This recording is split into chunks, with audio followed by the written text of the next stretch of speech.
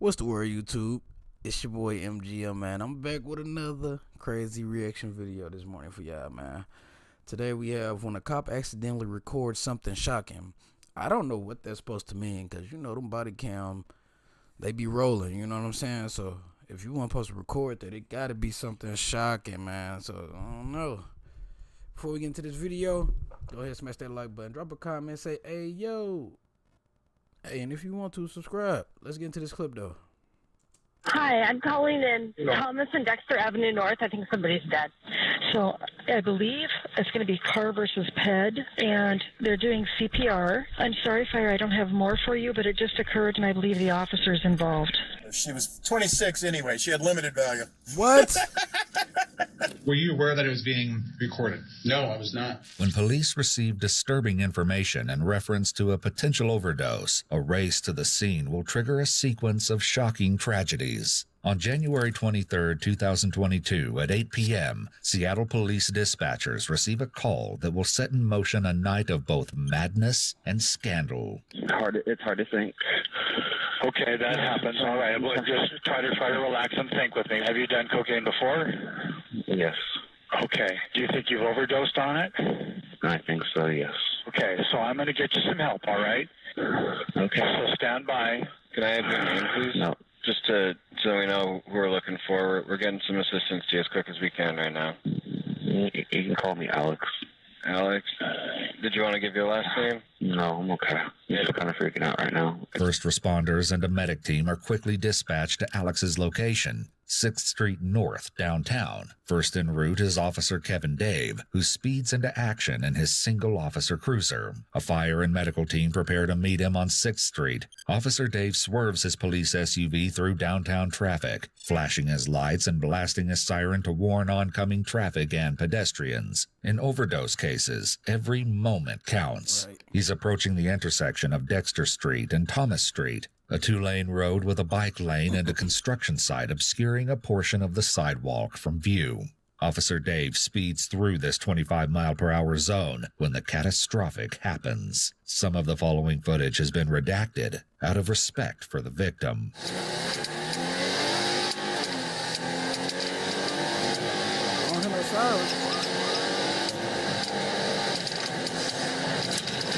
Oh my god, oh my god, oh my god, oh my god. 3 Mary 2, started supervisor, start fire for a struck pedestrian. Off-screen, Officer Dave quickly jumps out of his vehicle and dashes out into Dexter Street. Moments later, we hear the unmistakable sounds of emergency CPR. Tragically, a pedestrian had been struck. 3, 4, 5, 6, 7, 8, 9. Despite Dave's persistent CPR, the pedestrian remains unresponsive. At 30, pause. 4, 25, 26, 27, 28, 29, 30. Up. 1, 2, 3, 4, 5, 6, Yeah. 7, 8. You all right? No, I'm not all right. Just take care of it. Dave soon notifies dispatch, and a squadron of police cruisers and ambulances descend on the scene to assist. So someone's doing CPR, Dexter North and Thomas. I'm sorry, Fire, I don't have more for you, but it just occurred, and I believe the officer's involved. So the officer may be involved. The officer's not hurt, though. By now, Alex has been given proper medical assistance, and all attention has shifted to the tragedy unfolding in downtown Seattle. Dispatchers are now receiving calls from eyewitnesses who will prove a crucial role in the investigation that will come later. Was it like a vehicle hit a pedestrian? What happened? Correct. They're doing CPR right now. The person was crossing the road, and I think police were going fast, and they hit them. Hold on. I'm not sure if there's anything I need to do. There's 2 police officers here, and I think there's another one coming right now. Officer Dave's colleagues comfort him as he describes what went down. I was on the crosswalk. She saw me. She started running through the crosswalk. Slammed on my brakes. Instead of staying back where she should before crossing. She darted. 1, 2, 3, 4, 5, 6, 7, 8.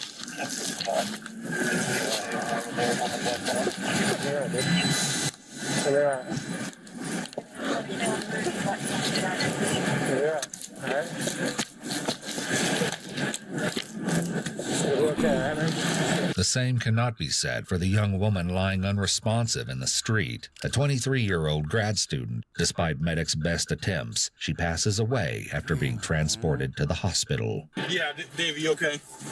Physically? No medical issue. No medical issues. Okay. I'm not going to ask any questions, but I just don't want you to know that I'm here for you.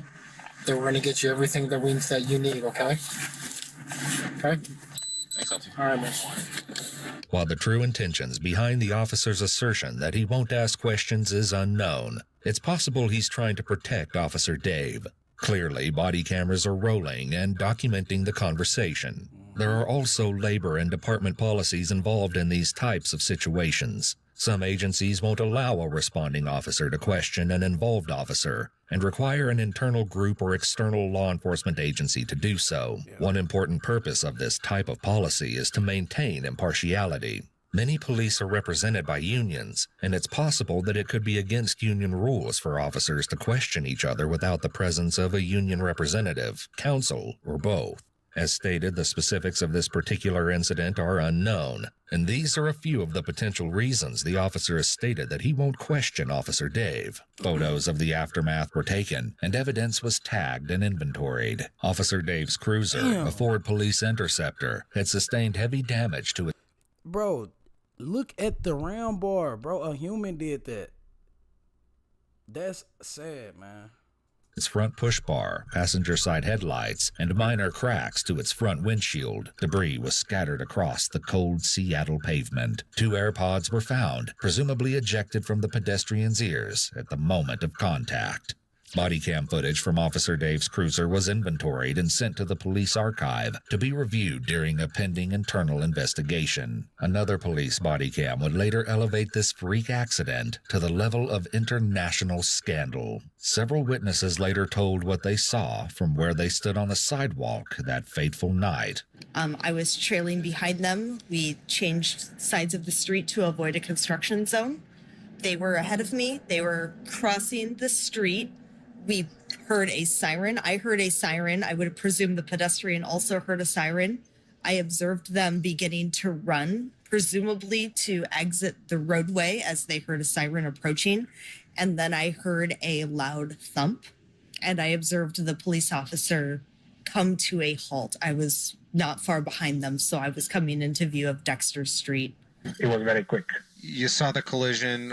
What happened after that? So that person kind of got kicked by the car into the air, and they flew in the air about 10 meters in the northbound direction.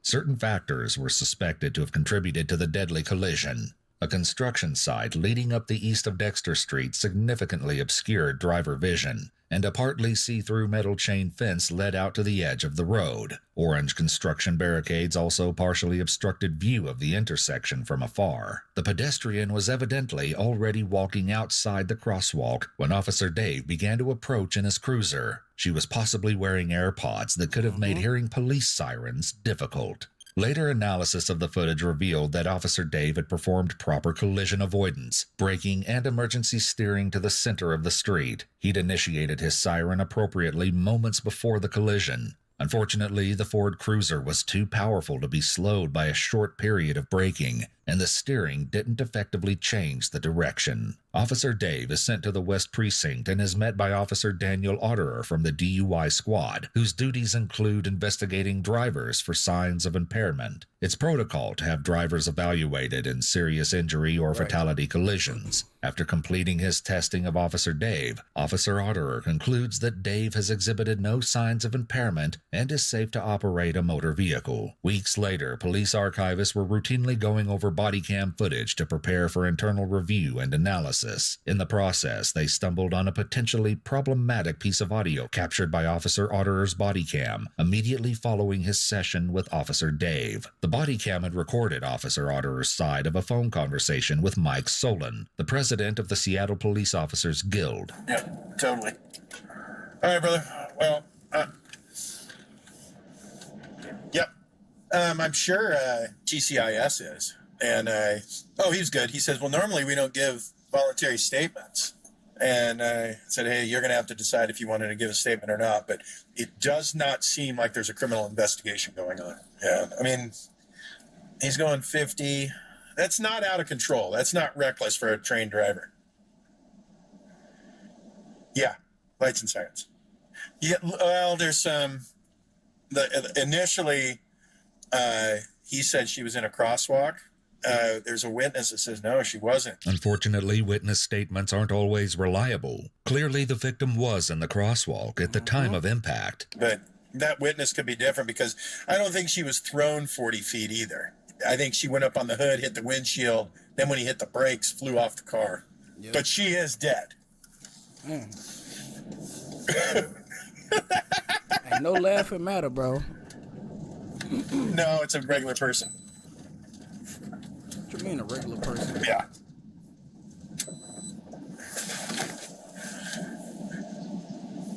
Yeah, just write a check. Just $11,000. She was 26 anyway. She had limited value.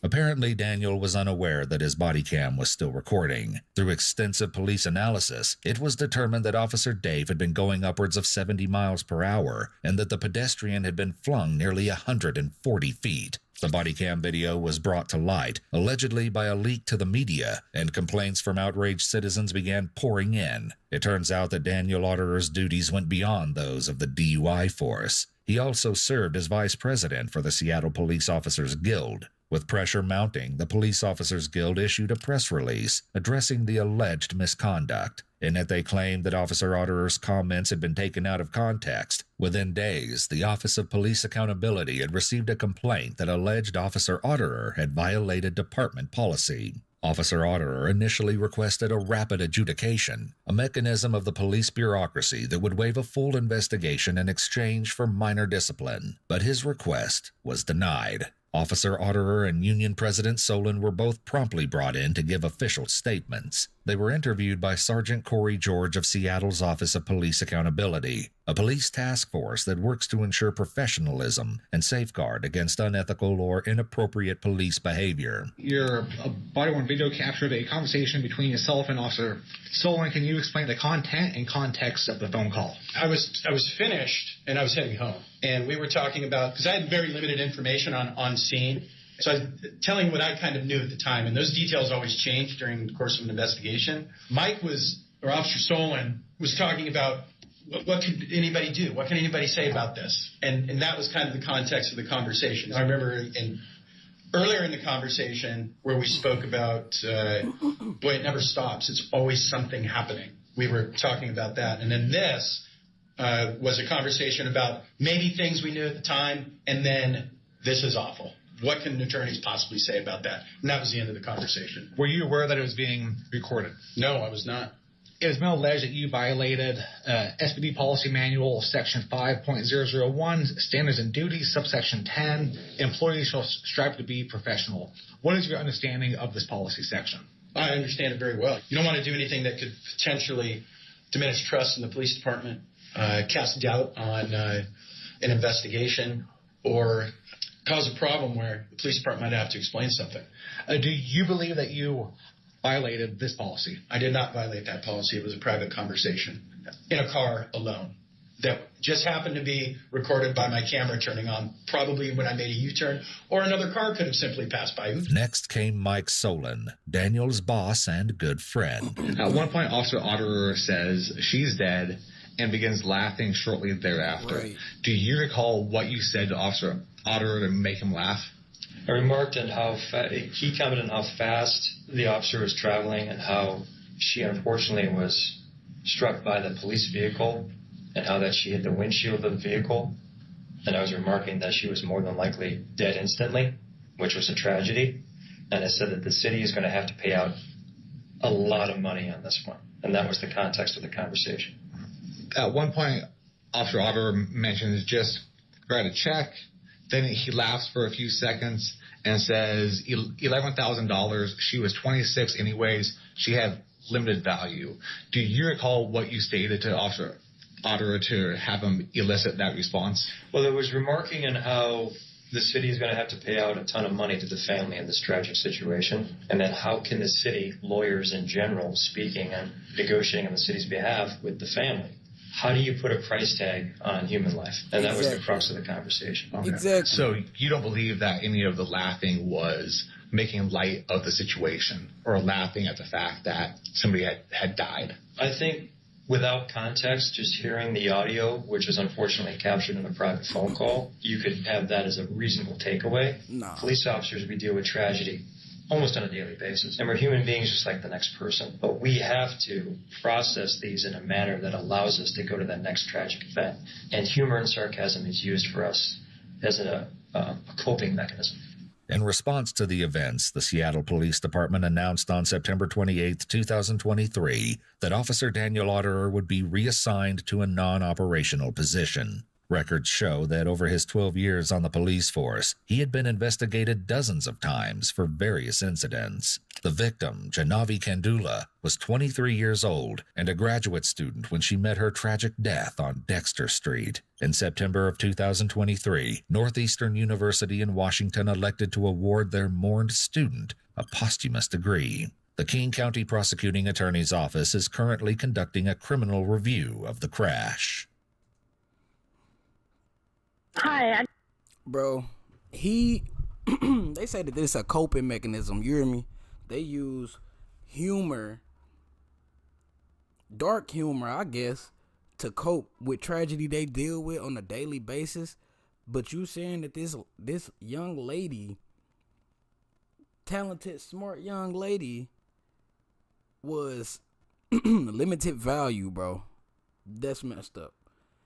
All for your boss and / your friend to double back while talking to Eternal Affairs to say, yeah, we're all human beings. How does that make sense, bro? You just put a price tag, $11,000. You laughed about it. Bro, this young lady is deceased now. Talking about 26, she was 23, man. She was 23. Ain't even got her feet wet. You hear me? I ain't even put her feet in the sand yet. You hear me? She climbing there. Y'all, you took her life. Okay, but the way the situation happened with the officer, yes, it is. It was an accident. You know what I'm saying? She had AirPods in. She walked, but instead of her stepping back, I don't know what made her think that she can beat a moving emergency vehicle with flashing lights. I don't know why she thought she could beat the car, but accidents happen, man. Accident happened. Prayers go out to that young lady and her family. The officer involved too. Praying for him though, man, because I know mentally they could be a lot. But the officer who joked about it, the DUI officer, man, bro, you're scum. You're scum. You laughed about it. Write a $11,000 check to a young lady family who is now deceased on behalf of your department. Even though it's not fully your department fault. But you joked about it. Yes, no professionalism. Me personally, you shouldn't have a job. And your boss, he should be more than just demoted to non-operational. For real, man. It was messed up that y'all joke about the stuff until the tables turn. Now, what if it was an off-duty officer that was hit? Bro, y'all would be upset. No jokes to be said. Quiet. Head down. You hear me? But the fact that this lady that you didn't know, you didn't care about, y'all laughed and joked about it, man. That's messed up. Like I said. But hey, drop a comment down below. Let me know how y'all feel. Leave a like, man. And if you want to see more content